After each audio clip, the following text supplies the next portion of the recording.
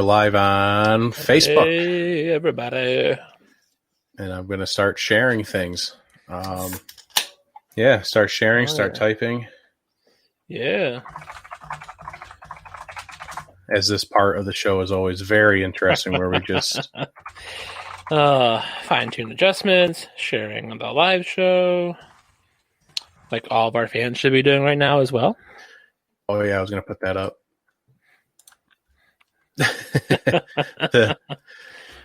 Do it! Do it now! It's so easy. We're live on Facebook. Confirming that we are live. Yeah, we are live. That's good. Good to know technology's on our side.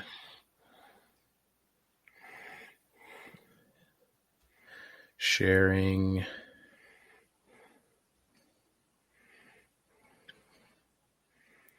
Well, I hope everyone's doing well on this Thursday. We're living in a crazy world out there. So hope everyone's just hope everyone's enjoying as much as they can these days as we're working our way back to normal. Things are starting to open up here, I think. Yeah, I think we hit phase 2 tomorrow. Yeah, my buddy's opening his gym on Friday. Oh, nice.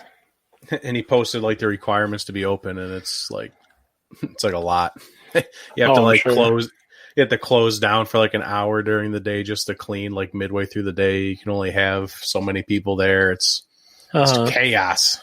Absolute chaos. Yep, NFC East. My parents, the Eagles fans, are watching for sure. There we go. Oh, and just so you know, I'm drinking my Snapple, and camels have 3 eyelids. There you go. Interesting. Yeah. Fun fact for the day. Yeah, there you go. It's why you always got to drink your daily Snapple. Ever since I got sunburnt, I haven't been drinking beer because I'm trying to stay hydrated. There you go. Can't wait till I can start drinking beer again. It'll be so much fun. This is going to be a fun show. Oh, this is going to be a real fun show. All right, one more minute here. And then we're going to get going. Oh, yeah. It's going to be... NFC East has a rich history of hating each other. So this is fun. All right. Here we go. Live. And we're live on the RTF Sports Network, and our NFC divisional breakdown is officially off the ground here with On and Off the Field with Durf and Dylan. Yeah. What's going on, Durf?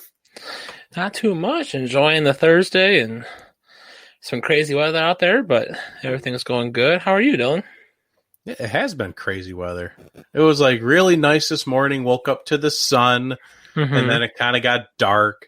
And then I came upstairs and it started raining. It rained, and now I'm looking outside right now, and the freaking sun's back out. Like, not a cloud in the sky. Oh, yeah. Welcome to Western New York, or just New York in general, really, I guess, as long as you're not in, like, New York City. We don't consider them New York. Nah. That's the old Buffalo Bills with Josh Allen. Who do you think the best New York team is? Well, we are. Is that how it went? No, Buffalo's in New York too. That was a classic line. Danny, we cannot talk about NFC West again. We have to stick to a schedule. Yes, we have a set schedule on the calendar that we're abiding by. So you're just gonna have to wait. Friends don't. And some people would say that about the Cowboys. Friends don't let friends be Eagles, Giants, or Redskins fans, the comment from Anthony. So, as I put up the banner of share, subscribe, follow, and like, where can they do that stuff, Durf? They can do that on all 3 major social media platforms, Instagram, Facebook, and Twitter. Also, you can go to YouTube and subscribe to our YouTube channel, where you can watch uncut episodes and other great content coming soon. If you want to find out more about the podcast, you can head over to our website at onoffthefield.com. where you can listen to the show, read the blogs, learn more about the show and the host of the show. And while you're there, click on our charities tab and go and you can go to our Feeding America fundraising page link. Still holding steady there where we were the other day, but I know we're going to get there to our goal of $1,000. And lastly, you can find us on the RTF Sports Network and their Facebook page. And you can check out other great talents in sports podcasting on that network. It really is the best network out there. Yeah. It beats everything. It beats NBC SN. I think that's what it is. It beats Fox Sports. It beats all of the sports. We're going to take down Barstool one day. RTF Sports Network is where it's at right now. So jump on the train. That train is riding hard. A lot of great stuff can be happening over at the network. Oh, we have a great show lined up. As we said, it's the NFC East live show breakdown. If you listen to Tuesday's episode, we had a lot of great guests on there. Broke down everything in detail. And today we're really going to be focusing on kind of where the offseason is with our new guests, but also doing some game predictions for the regular season coming up here in 2020, as I forgot to pull up that tab. So I have to do that real quick. But yeah, it's going to be a great show. We have them on standby.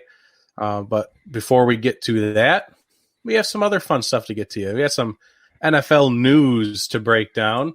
Mm-hmm. And really, it's been quiet. It's been very quiet. The NFL is just kind of sitting there, you know. It's the off season. They don't have to do much, but there has been a lot of, as we've talked about on the past couple of shows, a lot of fake news flying around that we've got to light up Chris Sims a little bit and Ian Rappaport, all that. But I think, at least as far as I know, this is real news. Everyone was talking about the new onside kick and how they're going to take away the onside kick. And the new rule was going to be you get the ball in a 4th and 15 situation on your own 20, 25-yard line, something like that. Yep. And, you know, if you convert the 4th and 15, you get to keep the ball. And if you don't, the other team gets the ball in virtually almost your own red zone. So it definitely kind of goes – it has this good side, bad side. It makes it more exciting, I think, almost like an XFL route. You know, instead of kicking an extra point, it's an extra play. So instead of just a stupid kick that has like a 95% failure rate, it's another play. It might be a little bit more exciting to watch. I think, you know, some people might have spooked some owners, whoever gets the vote on this stuff. You know, who's going to stop Patrick Mahomes and the Chiefs on 4th and 15? You basically never get the ball back. So I think it scared some people. They tabled it for the second year in a row, and they did not vote on it. So virtually what they did vote on was straight garbage. No one really cares. Since they tabled that, all they did was they permanently placed in the rule book now the expansion of replay reviews of scoring plays and turnovers that are negated by fouls. I don't really care. They expanded the defenseless player rule to special teams. So, you know, if you hit a wide receiver that hasn't had the chance to like get his feet in the ground and you smack him in the face, you know, that's hitting a defenseless receiver. Now it's going to be the same with returners like punters and kick returners. If you can't just lay them out as soon as they catch the ball. And then they also stopped the Bill Belichick rule where at the end of a game, if the clock's running, you kind of just do these stupid dead ball fouls and it keeps the clock running. And if you have no timeouts, it was a loophole that they had to close and they successfully did it. So other than those three things, I mean, they didn't vote on anything that matters. We already talked about how the pass interference challenge is dead. That was a completely unsuccessful thing that they did last year. So that is dead in the water after only a season of use. Thank God. Oh, that's my grandma. Hi. Hi, Dylan's grandma. Fly, Eagles, fly. Oh, let's see what other news we have here. Oh, we have the NFL and EA Sports have come to a new $1.5 billion deal through 2026. So what does that mean? More Madden, baby. More Madden. Yeah. Coming out on all the new consoles. So excited. Oh, you are excited. Yeah. I mean, I haven't played Madden in probably a couple years, but that's exciting, though. Like, they're going to be like the sole company for simulation NFL games. I think a lot of people are kind of upset because Madden's been stagnant for a very long time. It's kind of like the same game over and over again, and it just has a lot of bugs in it. Everyone kind of makes fun of it these days. And with this new deal, it doesn't allow for change. It doesn't allow any new companies to come in. They don't really have to do anything to the game. They can just pump it out like they have been and make millions of dollars. But, yeah, they got the new deal done, so at least there'll be one constant for the next, 6 years. Yeah. And I think I saw the deal breakdown was the $1 billion goes towards the league, like ownership and whoever else is in charge of everything that goes on with that. And then the $500 million extra left over there goes for the players. I think that's how the breakdown I saw. Okay. So not bad. Their players got their deal. They got their money there. I don't know I'm sure that's collective bargaining agreement stuff that I don't know about, but right. I thought if anyone wanted to know, that's what it broke down to be. $1.5 billion, though. That's what we're doing these days. Absolute insanity. Whew. But that's all we had for news because we wanted to make sure we had plenty of time to talk with our guests and do some fun. I got to reset this. Some fun game predictions. We tried doing it the past couple of weeks, but keep running out of time. So we're going to make sure we have plenty of time to do that this week. And, if we run out of time, you're just going to have to live with it. I don't know. We'll just plug the extra time with fun talk. We'll just talk to the fans. There you go. It'll be great no matter what. Where the heck is the NFC East on this thing? All right, there we go. It's all over the place. All right. So, as we begin our breakdown of the NFC East, the first guest that we're going to bring on, our Redskins, local Redskins affiliate here, is going to be Robb Crocker of RobbUnfiltered podcast. What's going on, Robb? Not much, guys. Thanks for having me on. I'm down here in Richmond, Virginia, about 90 miles south of D.C., but I did grow up in the D.C. area, so that's how I became a Redskin fan. Forever and ever, just been struggling through it. Yeah. Well, I'm a little bit older than I look, so I was able to. I grew up in the 80s, so I was able to, enjoy that magical run of 4 Super Bowls, 3 wins, Joe Gibbs, 3 different quarterbacks, all that stuff. Good ownership. Back in the day. Things that don't really exist in Washington anymore. Hey, except for the Capitals, except for the Caps. Yeah, they got that going for you at least. It's something about 4 Super Bowls sounds familiar, Fred. Yeah, that sounds familiar. Does that sound right for Fred's Buffalo? A Bills fan. I'm a Bills fan, yeah. It's better to have been there than to not have been there at all. Yes, exactly. It's very true. It's very and true. You know what? That's a 4-year run of a football team that just happened to run into the NFC East every time. Yeah, I think they're playing anybody else in the NFC. They probably win those Super Bowls. Because the NFC East back then was just a hard-nosed conference. It was tough. These teams were, we had Parcells, we had Landry, and then Jimmy Johnson, and then Buddy Ryan. I mean, these teams were smash-mouth football teams that, battled. And if you came out of the NFC East unscathed, you had a good chance to – that was a good path to the Super Bowl. The Giants and the Redskins, really dominated, in that area. And then you couldn't ignore the other 3 teams because Arizona was in the division too. But you couldn't ignore Philly and Dallas.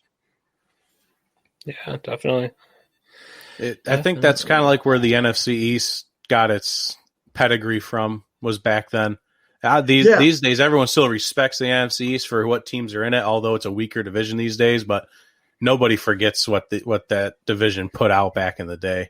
Well, I mean, this is the first year that the Redskins aren't on national television, and usually, I guarantee Philly and the Cowboys are national games. I wouldn't be shocked if Cowboys Giants is a national game.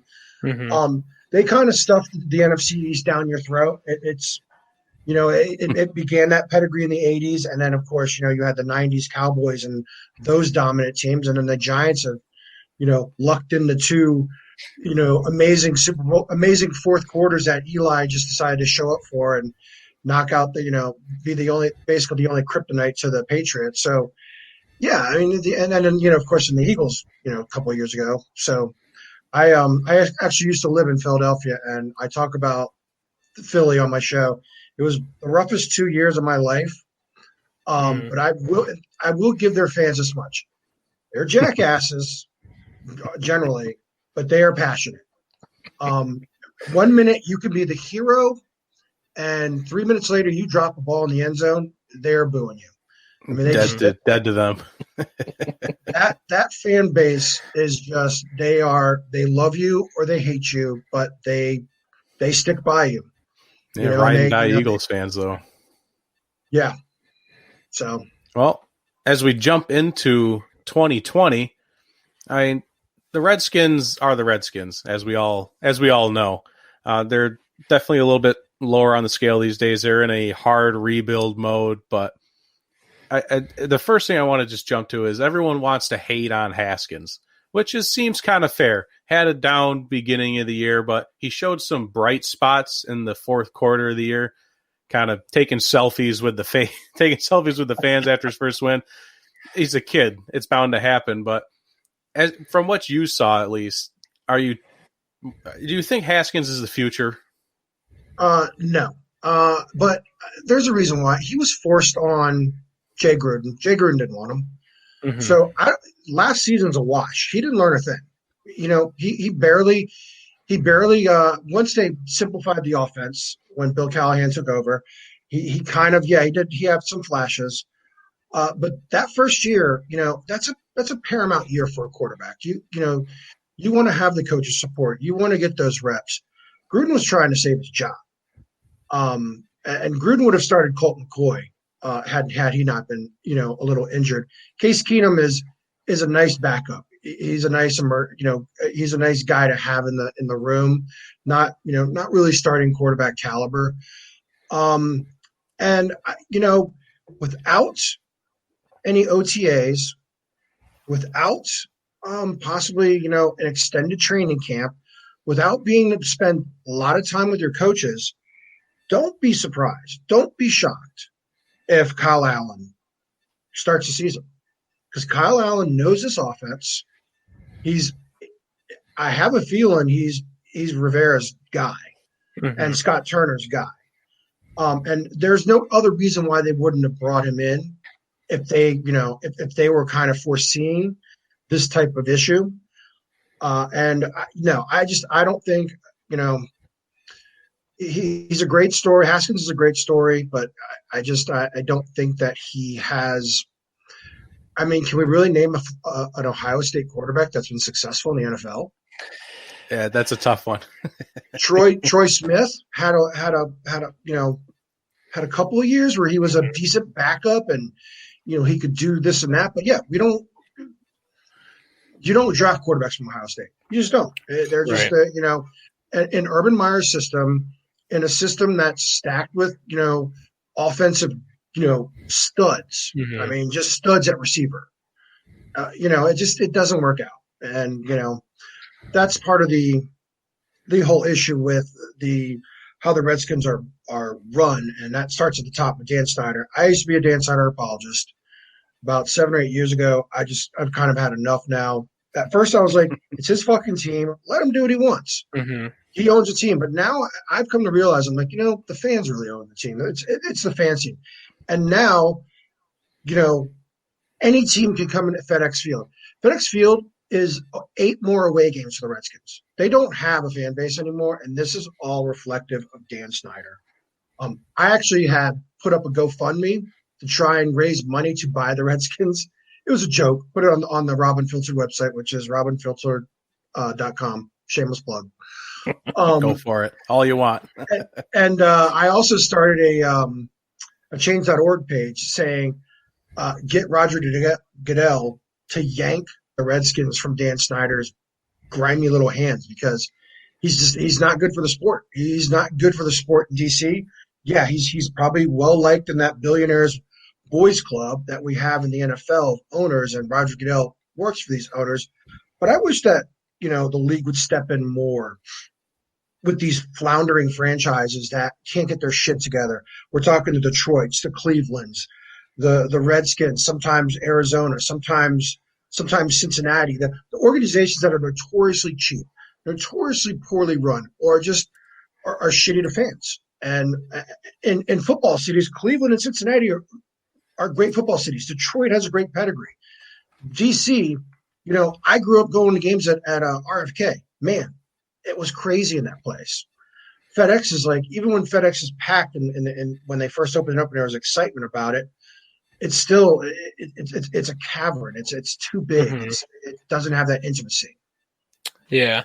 Well, I mean, I feel like they're kind of making a turn this year in the offseason, bringing in Ron Rivera. And I feel like they're potentially going in the same kind of route the 49ers went in, kind of with that rebuild with the 49ers, kind of going that strong defense, the pass rush, kind of with a mobile quarterback, and then relying on that good run game. Is that where you see? Haskins is not very mobile, right? He's a drop back, but I see some similarities in that. This defense is going to be sick, except the front seven possibly, but those back four, they don't have a decent starting cornerback. Let alone two. They've got a great safety in Landon Collins. They've got Jimmy Moreland, who was a rookie last year from James Madison, who kind of was like the MVP of the preseason, who I think has some potential. But their corners, terrible, garbage. Here's the thing about Rivera. Rivera has coached for 9 years. He's got a 76-63 record. That was aided in 2015 by a 15-1 season. Mm-hmm. You break down the rest of Rivera's seasons, he only has 3 winning seasons. His other 6 seasons are losing seasons, and some of them are clunkers. I like that Rivera is going to come in and change the tone. There has been a semblance of a culture change that people are talking about, the players are talking about. But the problem is, and the only coach that gets away with it is Belichick. But you've got Rivera and you've got Jack Del Rio. These are in your face, my way or the highway, break you down, build you up, shout at you, scream at you coaches. Today's player only responds to that, but so long. I suspect that Rivera lost Carolina's locker room, and that's why he lost his job. I don't think it was that he's not a good coach. I think that after a while, that message just doesn't work. And the more these players come in, as we see, these are the post-millennials that, now they're letting these kids just jump into the transfer portal whenever they want. So if they're not getting their reps, they're bitching and moaning. And coaches, I grew up in an era where coaches got in your face. I mean, when I played sports as a kid, there's so many rules now. You can't do that. Like players from high school on, they don't have that same mentality. They're not being coached that mentality.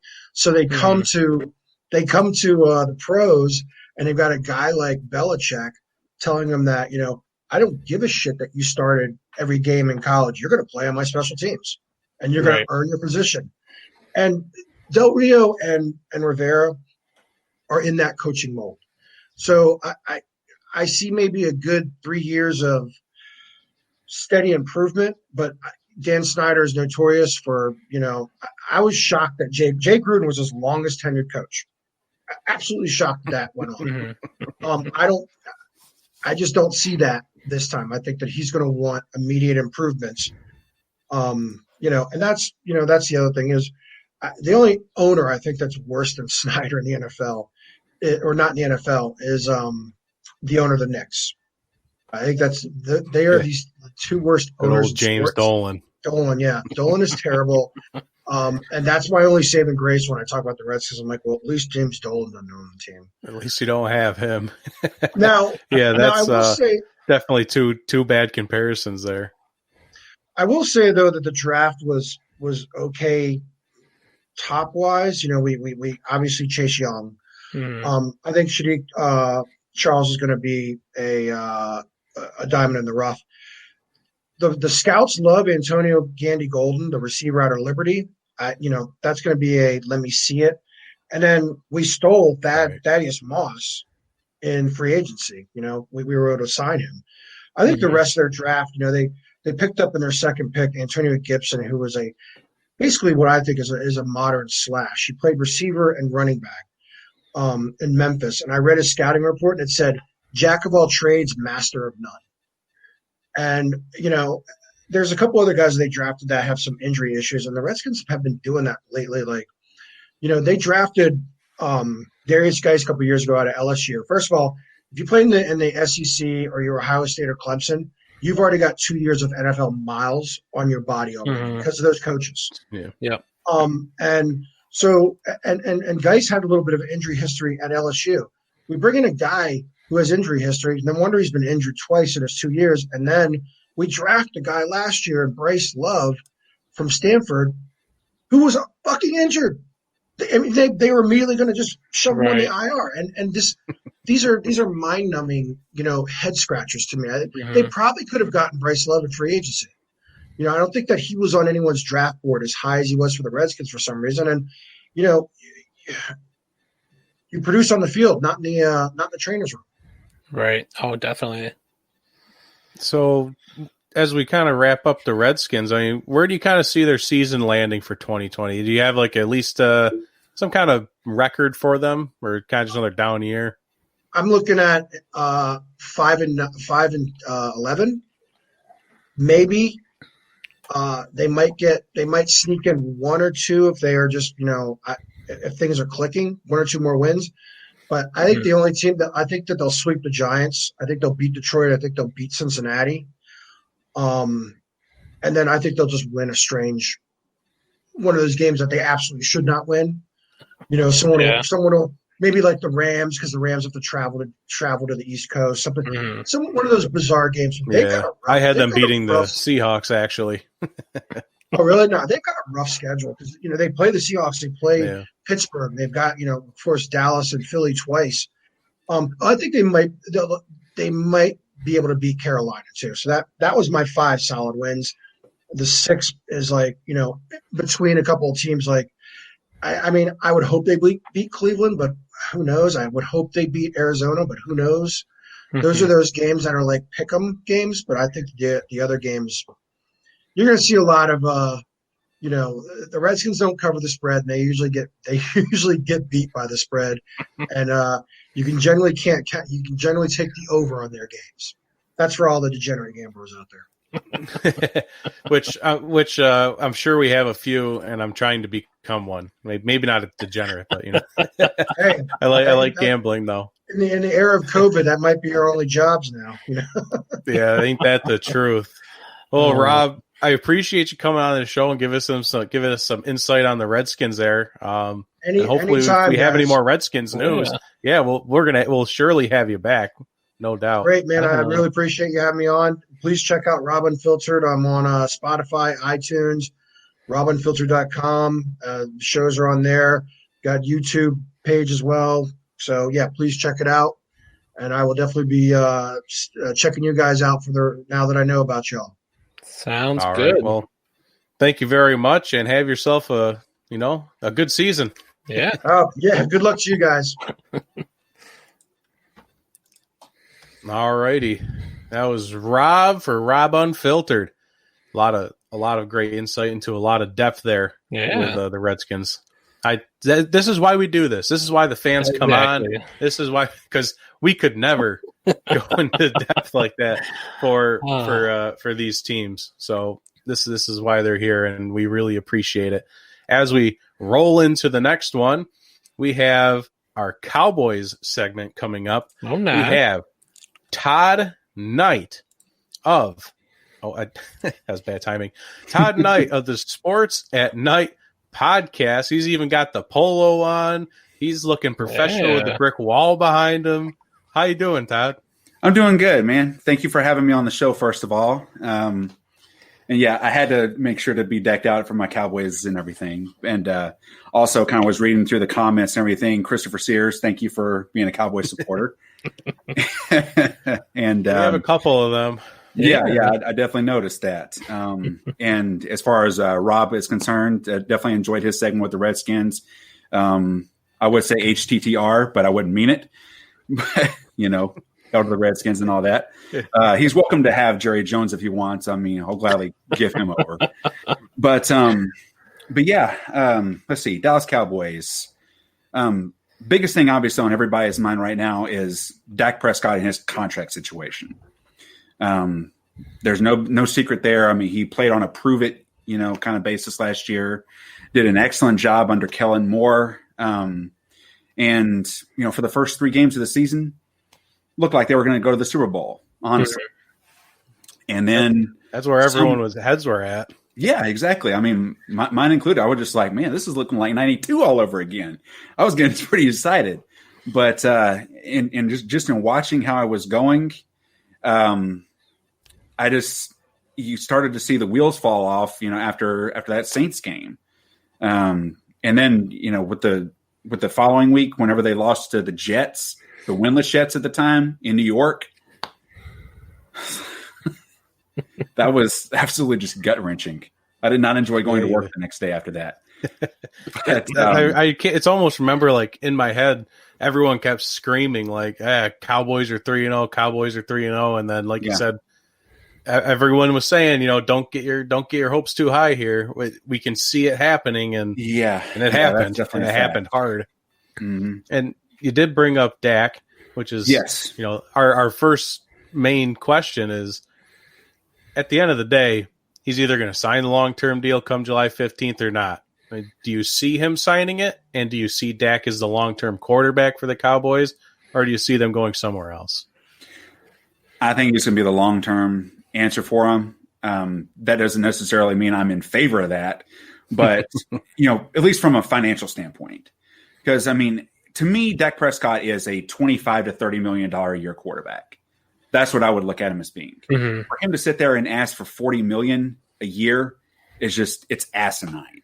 I mean, if he's worth $40 million a year, what is Patrick Mahomes going to be worth in a year or two?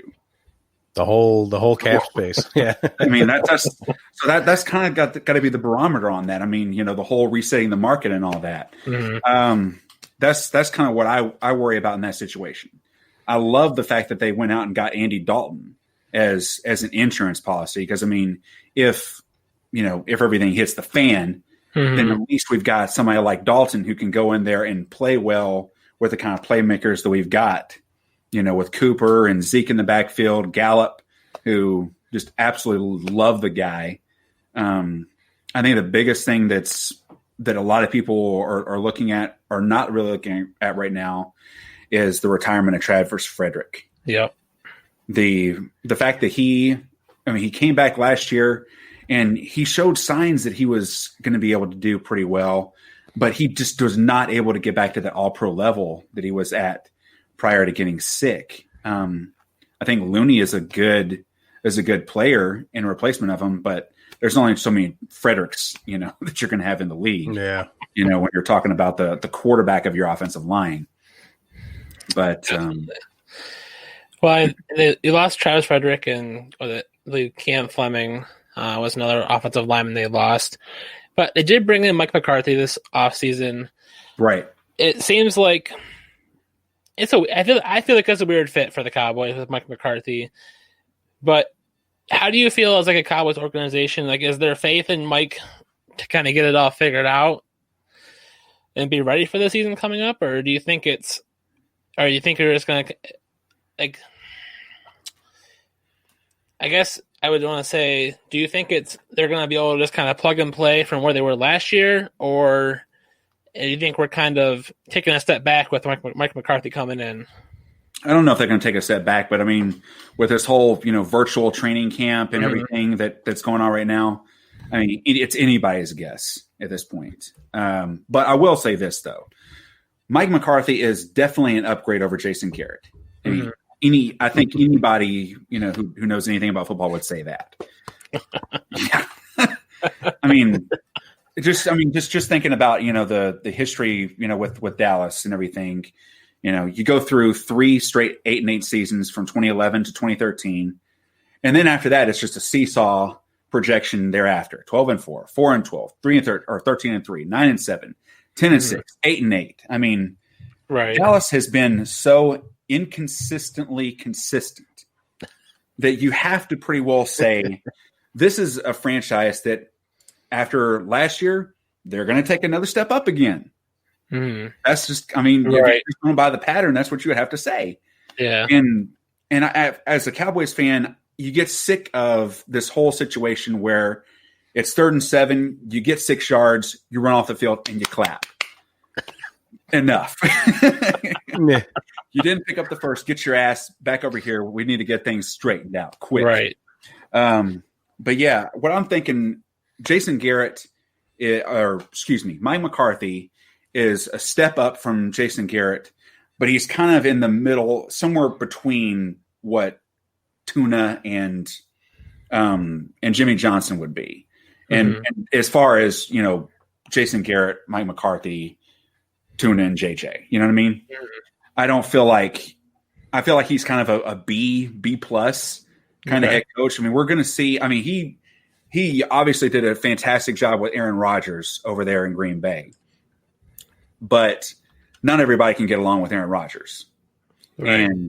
And now this whole thing that's going on with the contract dispute, I don't think they're really getting off on the right foot. But if there's anybody who I think can further evolve and take Dak's game to the next level, it would have to be Mike McCarthy. I mean, he won a Super Bowl in Dallas Stadium with the Packers. So he kind of already feels at home there a little bit.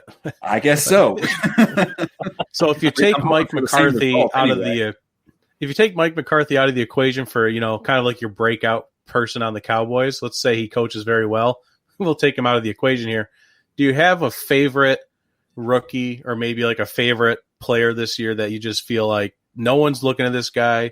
This is going to be the person to lead the Cowboys in the future. I really do. I mean, everybody is obviously looking first and foremost at CeeDee Lamb. I mean, the fact that he fell to Dallas at 17, I have no idea how that happened. I thought sure we were watching it wondering the same thing. Yeah. I thought for sure San Francisco or Denver was going to snag him up. But whenever he was still sitting there at 17, it was just like, oh my God, are we really going to get CD? Obviously, getting Cooper and Gallup and now adding CD, who can hurt you on the perimeter or in the slot. I mean, God knows what wonders that offense could produce. But what I'm looking at more is what they did in the second and the third round with Trayvon Diggs coming out of Alabama. You got a 4-star recruit out of high school, played receiver, Stephon Diggs' brother, coached by Nick Saban. And then the reason why I feel like he could be an immediate big fill-in is the departure of Byron Jones going to the Dolphins. So they've already got one hole that needs to be plugged there in the secondary. And, while, Byron didn't get, turnovers or anything hardly, he did a fantastic job in blanketing receivers week in and week out. He didn't really get targeted very much. But now we got to sit there and look at, now we got the rookie coming in, and it's going to be interesting to see how he gets tested. And I think Mike Nolan, their new defensive coordinator, I think he's going to have some good tools to work with. But the biggest guy that I see rookie-wise that can come in and step up is actually Neville Gallimore, the defensive tackle from Oklahoma, who they got in the third round. And the reason why I say that is because he can come in this year and be a very, very good rotational player for them, since they've got Gerald McCoy and Dontari Poe kind of on a rental basis. So he can learn and groom himself from them. He's already got, fantastic potential. He's a bull rusher. He's got, he's got, feet like a ballerina for a big man. The only thing that wasn't really there at Oklahoma was the production. But I mean, but when you sit there and can consider the fact that he's going to have DeMarcus Lawrence on one side and, the secondary that's going to be getting rebuilt, plus Leighton Vander Esch and Jalen Smith, right there in the second level, I think the production will start to get there for him, and he can be one of the better interior defensive linemen, if not in this draft and maybe even in the league here in the next 3 years. Yeah, when you're given that scenario, that's really important for once you get to that second day of the draft, especially the third day of the draft, is picking those players who are going to be able to grasp onto your veterans that are already on the team and learn from them. So if he already has some raw talent, he learns from the veterans that are already there, rotates in every once in a while. Mm-hmm. That's a great point there, and he's in a great spot to learn how to do that. Absolutely. But as we look forward to the future, obviously, we're almost there. I think we're under 100 days if the season does happen on time and everything is a go. Do you have a kind of have a Do you have a kind of a record for them? Have you really dove into that schedule at all? If I dive in their schedule, pretty good. I feel like the first half of their schedule is certainly a lot easier than the second half. Mm-hmm. The first half, I feel like the hardest game that they actually have, and Dylan, I'm coming right to you on this one. Them having to go to Seattle there in week 3. I think that's their toughest game that they have to go with in the first part of the schedule. But as soon as November rolls around, it's going to be a bit of a chainsaw for them, and they're going to have a little bit of a cushion, maybe 5, 6, 7 wins there in the early part to be able to withstand this bloodbath that waits for them, once November 1st comes around, because they got a national televised game against Philly that's on the road. Then they got Pittsburgh, who, by the way, is going to be coming off of a bye that week. Then they have their own bye, Minnesota. Then on Thanksgiving, they got the Redskins. I'm sure Rob's looking forward to that. Baltimore, Cincinnati, San Francisco, Philly, and then they close off against the Giants.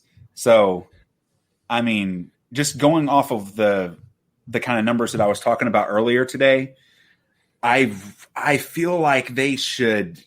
I feel like they can get to 11-5. Best case scenario for me would be 12-4.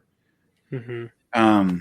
I think worst case scenario, if everything just falls apart, they're looking at 8-8, which is, I mean, nobody wants to be in that, middle tier mediocre range. Cause I mean, you're not good enough to challenge for a championship, but you're not really so bad that you're getting the luxury of a premium, draft pick. Yeah. I think I was right there with you, kind of floating around best. Yeah. I always like doing best case, worst case. Best case, if things do click and Mike works out for him, 11-5 was mine. Worst case scenario, kind of like a repeat of last season, 8-8. They'd be lucky to get to 9-7 if everything's falling apart. But I think I would pretty much agree with you there. Against the Giants and watching that, I was just like, can you just lose, please? I want you to lose, and they just wouldn't. It was like, our season's done. They had the division locked up with an Eagles team that was flying around with one wing. I mean, there was nothing to them. I mean, any of us could have gone out there and played wide receiver for that team and be like, oh, that's just some guy off their practice squad. I mean, they were just that's pretty much how the Eagles were playing last season. Yeah, it was awful. Grabbing guys out of the stands there. Yeah. Well, I think that's all we got for the Cowboys. I mean, that was a great breakdown there. Yeah, definitely. Appreciate that. We appreciate you coming on. If you want to plug your podcast, I guess I can probably do that. Yeah, go for it. Yeah, this is Todd Knight with Sports at Night. Real Fans, Real Talk. Definitely going to be tuning in for you guys on and off the field. Definitely enjoyed being here, and I would definitely love the opportunity to be back on the show at some point. And you guys can plug into my show as well, and we can see about making some magic happen. Sounds Absolutely. Great. We got you on the wall. I know how to get a hold of you. Perfecto. Sounds good, guys. All right. Have a good season. You too. Take care. Oh, and Nerf. Yeah. How do you feel about Diggs being with your Bills, man? I love it. You love it? He's on cloud nine. I had to throw a little bit of love over there for being a Cowboys fan and all. It's been a long time, so I think we can let bygones be bygones. Yeah. All right. All right. Well, take care. All right. Wonderful Cowboys breakdown. We got one more person to bring on the show, and I believe we're going to be doing our New York Football Giants with Chris Lebron. Hey, Chris, how are you doing? I'm good, guys. How are you? Pleasure to be on. Happy to be on the show. Oh, we're glad you're here. Glad to yeah, have you. we're doing. I guess you're kind of New York all around, huh? You got the Yankees hat on. Yankees, Giants. Obviously it's been a little struggle with the New York teams of late, but at least the Yankees give me some hope. Yeah. Oh, that's if baseball can return to a little bit of normalcy here. Yeah, it's if they even get any baseball this year. The way negotiations have been lately, we might. It's looking, it's not looking too good. But hopefully we get something because that's the only New York team that gives me any hope. It'd be a long 2020 without any Yankees for New York fans for sure. But yeah, we appreciate you coming on the show. And as we get ready to tackle the Giants, I sat here and I'm just kind of wondering, what have the Giants been up to? And it hasn't really been a whole lot. They've just kind of been chilling. They're doing their thing. I feel like they're just ready to go into next season. They re-signed Leonard Williams, and they go to the draft. They get their offensive tackle they wanted. And it just seems like they're ready to go for next season and just see what happens and just put their guys back on the field. Is that kind of what the vibe you're getting? Yeah, and it's kind of been a weird off season too. Obviously, getting a new coach for another new coach. It's we're not really used to that. Being a Giants fan, I'm not used to all this turmoil and constant new coaches. But it's kind of been another new coach, so adjusting to that, and then it just seems like with the whole situation with DeAndre Baker, that it was a whole mess. So you don't want to see stuff like that happen. I mean, that's a disaster. I don't even, he was robbing people. I don't know if he was playing Xbox and he just happened to be there. I don't know. We don't know the real story about that. So, I mean, but it's kind of been how it's been the last, 3-4 years. It's been a circus kind of, we've been one of the worst teams, if not the worst team in football, for the last 3 years. It's been rough. So I don't know how to feel about this season. I know I like I like what they've done as far as trying to beefing up the offensive line. Taking Andrew Thomas at 4, and then getting a couple linemen. The kid from UConn and a couple other guys, LeMayu from Oregon. So I like that, but then you got the defense that's still in. The defense is, what can I say? I mean, the defense is bad. And then you got and DeAndre Baker, who struggled, he wasn't good last year. And now with all this crap going on with him, I'm not wildly optimistic about this year, but I hope it's more than 5-6 wins, but I'm really not that optimistic. It all depends also on Daniel Jones, if he takes that next step. Because if he takes the next step, then you can make up for the defense. We've seen quarterbacks be able to take, if they take that next step, then you don't have to worry about the defense. But offensively it could be fine, but defensively, I mean, it's bad. It's bad defensively. We don't have a true pass rusher. We got a lot of young guys on the line. The linebacking core has been. They got Blake Martinez, but Blake Martinez is he's an upgrade for us. But he's still for other teams. That's your number 3, maybe. Exactly. For us, he's the best linebacker since freaking Lawrence Taylor. But because we haven't exactly had good linebackers for a while, So I'm not wildly optimistic, but I hope they can prove me wrong. Yeah, it'll be interesting to see what they do. I feel like they had some spark last year. And it seems like they did kind of I think they had a pretty decent draft. I mean, Yeah, they attacked some areas they needed help in. Do you have looking at the team coming into this next year? Do you see like a breakout player that's like a veteran on the roster, or do you have a favorite rookie coming out that you're kind of looking forward to, who's going to be that next star for the Giants? I like the pick of McKinley from Alabama. He was to me the best safety in the draft, and I think that's a need we needed in the secondary.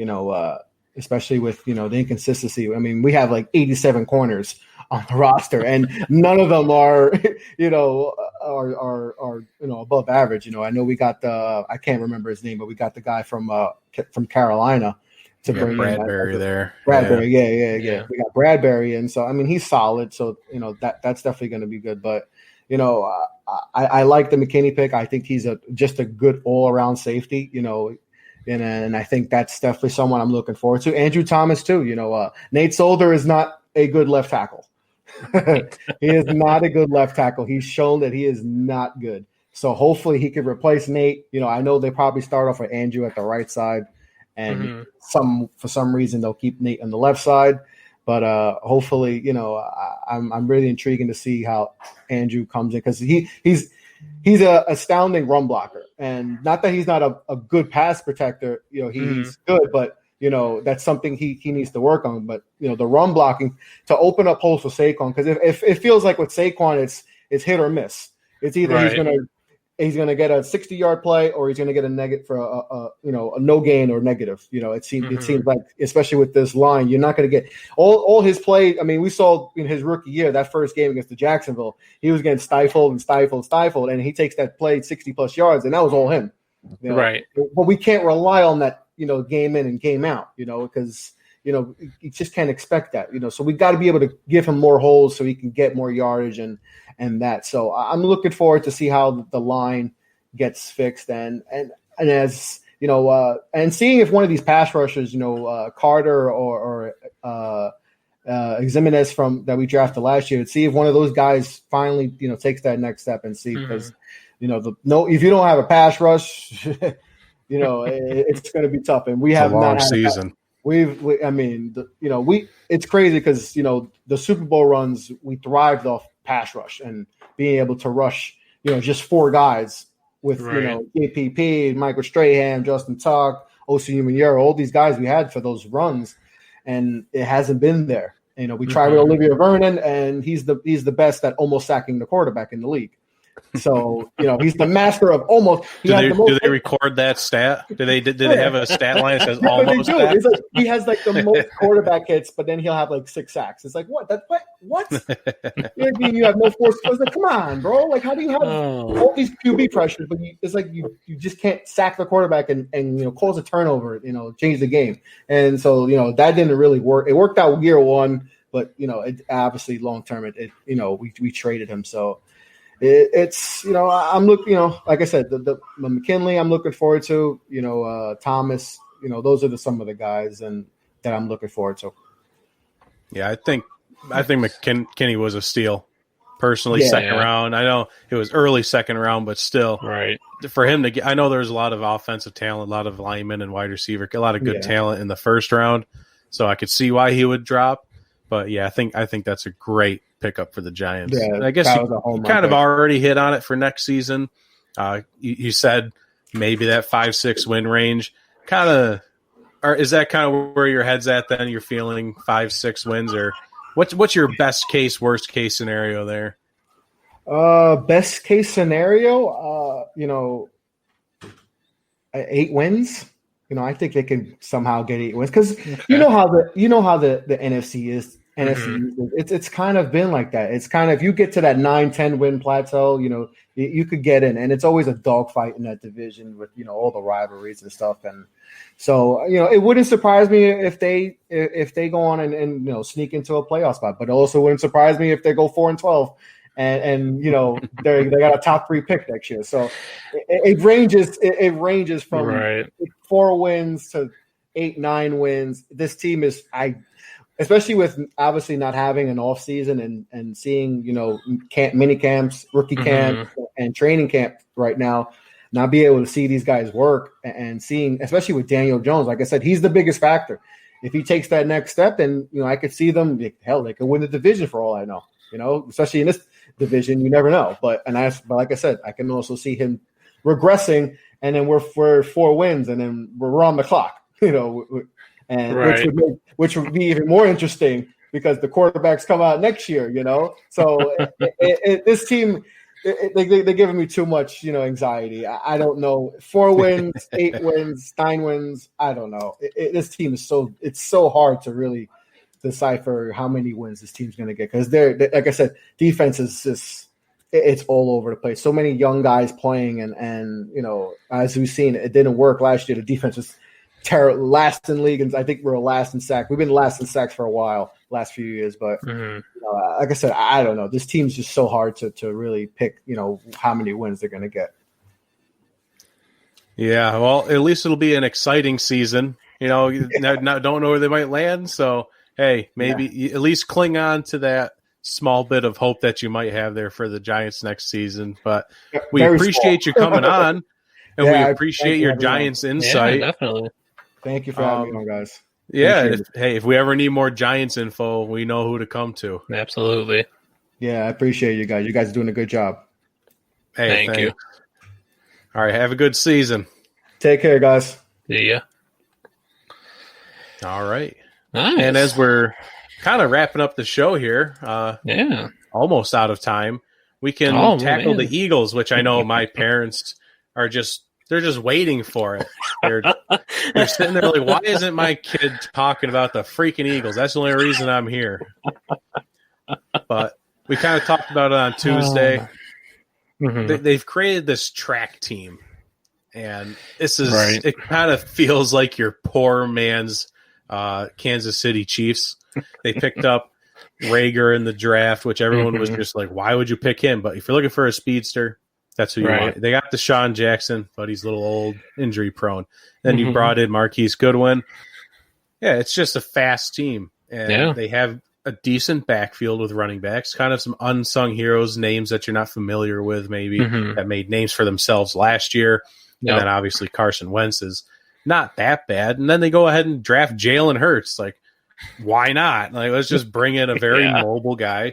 And I guess my question for you, because I haven't made a decision yet. I don't know. Is Jalen Hurts there just so he's ready to go when Carson Wentz gets injured because it's inevitable, or is he actually going to be a part of the offense? My first instinct is he's there for the inevitable with Carson Wentz getting hurt, but because if you look at last year when Wentz went down, like, you bring in Josh McCown, and there's such a difference in talent there between Wentz and any of the backups on the Eagles team right now that I think they had to go get Hurts to at least have something in that backup field there for their quarterbacks. So I think it's a little bit of an insurance policy, but I could definitely see them trying to use him in the offense early on, trying to use him as a gadget player. I don't see why not. You can just pretend like you're the Saints. You got Taysom Hill over there. You've already seen it on the field. You can do something like that. Obviously, Hurts doesn't have the same size as Taysom Hill, but he's still fast. So you can run some wildcat stuff, put him out there as a wide receiver, jet sweep. He might actually run it, or he could throw it. Fun stuff like that. And I guess that could be interesting to see from the Philadelphia Eagles. But I know that they finally did it. They pulled the trigger. They fired their training staff. They got rid of anyone who had anything to do with getting people back from injury. So I think this is the year where they finally might stay healthy. I just want to see it. I want to see it. I want to see a healthy, full season Eagles team. What can they do? Right. Definitely. Yeah. I feel like there's a lot of talent there. It's just untapped because of the injuries. Right. And I think that was their absolutely biggest problem last year, is that they got hurt so quick and depleted that depth chart so fast that you were, hey, you know how to catch a football? Hey, come play for the Eagles, it seemed like. It was nuts. Some of their entire wide receiver core on like near the end of the season was just, who the heck is this guy? Right? What is happening over here? Some of them played well. Yeah. But you're on a practice squad for a reason, and they lost. At least they made it to the playoffs, but they ended up losing to this side right there. After Clowney bounced Wentz's head off the ground. Yeah. There you go. But unfortunately, I think that's all the time we got.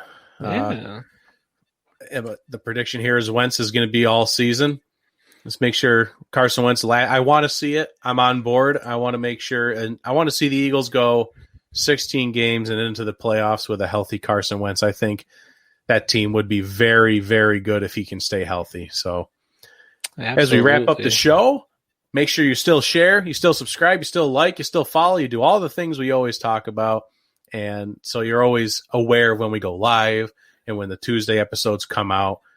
You just got to know when these things happen, because this is a great show. Durf is awesome. Yeah. I'm okay. We need your support to make sure we keep growing. All right. Well, there's only one thing left to do, Durf. All hail the Jockstrap King.